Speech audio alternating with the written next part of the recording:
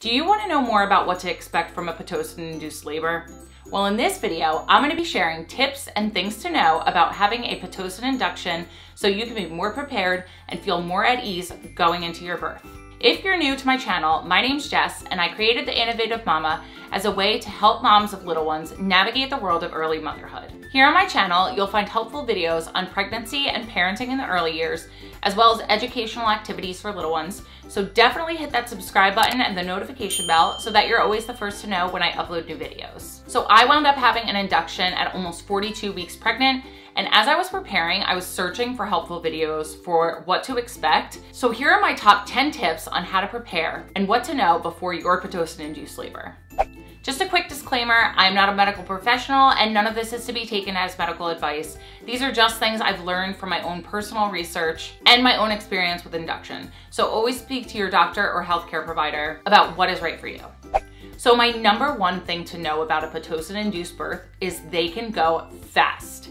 Pitocin is a synthetic form of oxytocin, which is the hormone that is thought to be responsible for jump-starting labor and causing uterine contractions. So when labor does not start on its own, or if you're in labor and you're having irregular contractions, then a Pitocin induction may be one of the methods chosen to start or regulate your labor. Pitocin is administered through an IV in order to start your contractions or keep them at a regular pace. Although there is no set time frame, contractions usually start quickly once Pitocin is administered. Your medical professionals will usually introduce Pitocin at a low dose and then bump the dose up while monitoring your progress, as well as how the baby is responding to the medication. In the case of my induction, I started progressing right away, but didn't really feel the contractions until a couple of hours after when the doctor manually broke my water. From there, my cervix went from 3 to 10 centimeters in about 3 hours, which is very fast, especially for a first-time birth. So definitely be prepared for things to go way faster than they would have if labor were to have started on its own. If you are planning on getting an epidural going into your birth, then I definitely recommend getting it early because you don't know how fast your labor is going to be and it might be too late by the time you feel like you really need it. That being said, everybody's body reacts differently to Pitocin, which brings me to my next tip. Be prepared for it to go slow. Now, I know this may sound confusing because I just told you to prepare for labor to go fast with an induction, but depending on where your body is before you start your Pitocin induction might depend on how fast you progress. Basically, your cervix has to be ready or ripe, as they refer to it in the birth community. If your cervix isn't ripe enough when you start a Pitocin induction, then contractions will happen, but they won't be able to dilate your cervix.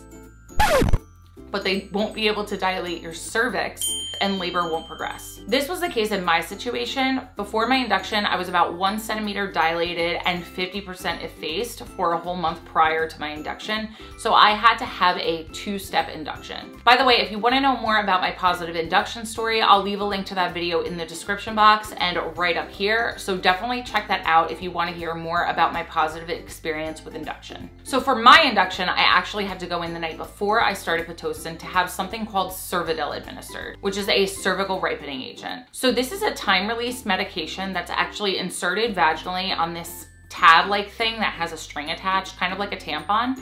So the medicine is released slowly over a 12-hour period, and ideally will prep your cervix enough to start the Pitocin after that time. However, doesn't always work as planned and you may need additional rounds of Cervidil, or you might need to go through other methods of induction before starting Pitocin. So this process could take several days. And I'm not saying this to scare you, just to prepare you. Luckily, my body responded well to the Cervidil the first round, and I was ready to start my Pitocin part of the induction right on schedule when the Cervidil was pulled in the morning. There are also other methods of induction your doctor may try to start labor, which may take place prior to Pitocin induction, such as a Foley bulb, a membrane sweep, or a medication called Cytotec. So one of the pros about having an induction is a lot of the times it's scheduled. Definitely take advantage of this by getting sleep the night before.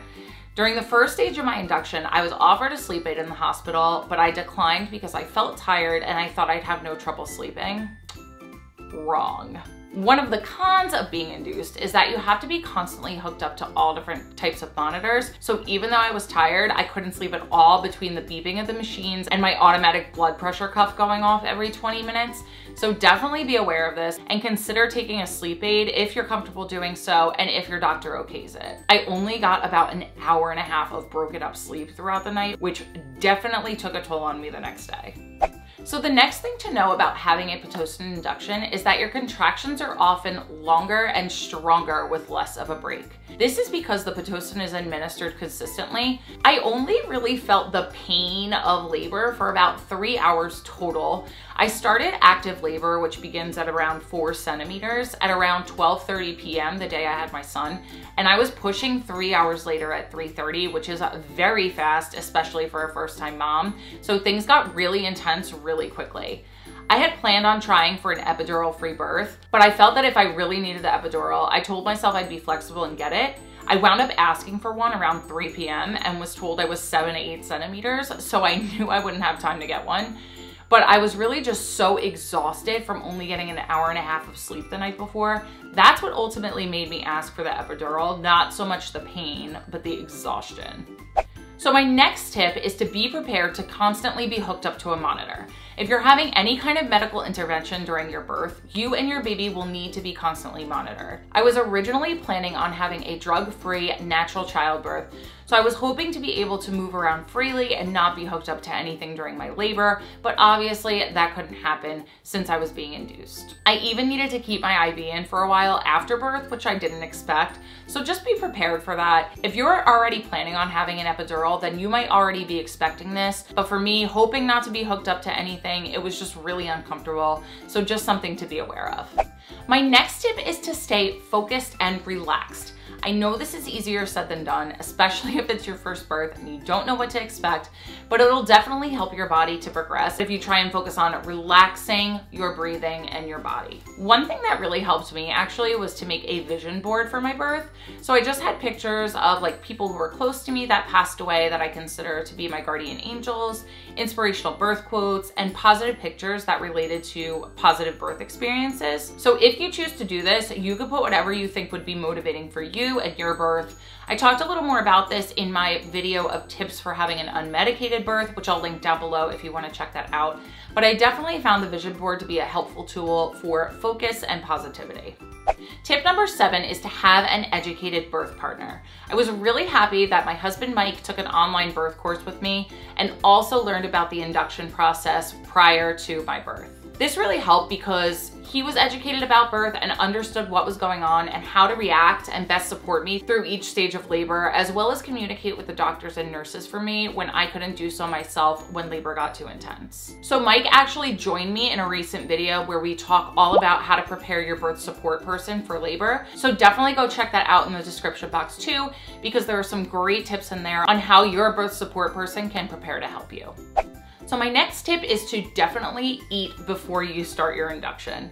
Once you start your Pitocin, you are not allowed to eat. So get in a good, energizing meal while you can. I actually was so nervous. I had like no appetite. My husband made me eat like a protein bar or something, I think. But I definitely could have used something more substantial for what I was about to go through. So don't miss your chance. My son was born less than 8 hours after starting the Pitocin, which is really fast, but it can be much longer than that. So definitely something to be aware of and keep in mind.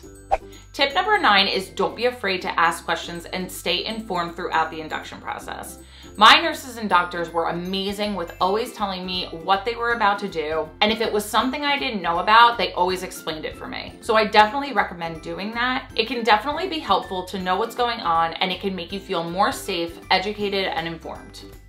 So my last tip is to be flexible. Having an induction probably wasn't part of your original birth plan, but it doesn't rule out having a great birth experience. Even though I still went in with a birth plan, I remained flexible and told myself that birth can be unpredictable and that there may have been more of my birth plan that needed to be changed. It's important to note that there is an increased risk of complications or C-section with inductions. So if an induction is not medically necessary, it's best to try and wait to have labor start on its own. Even though it wasn't a part of my birth plan, I had an amazing experience with my induction. It was definitely intense, but totally worth it. So I hope you found this video helpful.